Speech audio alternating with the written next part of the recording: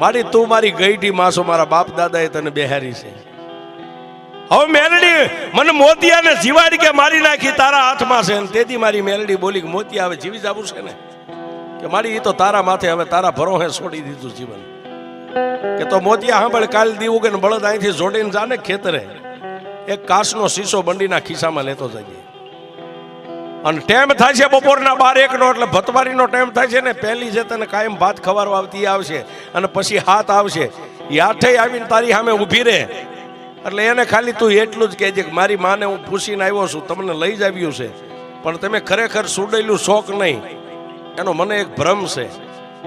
તમે જો ખરેખર સુડેલું હોય તો આ શીશાનું ઢાંકણું ખોલીને શીશો અહીં મેકું, આઠે એકવાર આ શીશામાં ઉતરીને બહાર નીકળી જાઓ, મને ખાતરી થઈ જાય કે તમે સુડેલું છો. કારણ કે તમે તો ધારો એવડા રૂપ લઈ શકો. એકવાર શીશામાં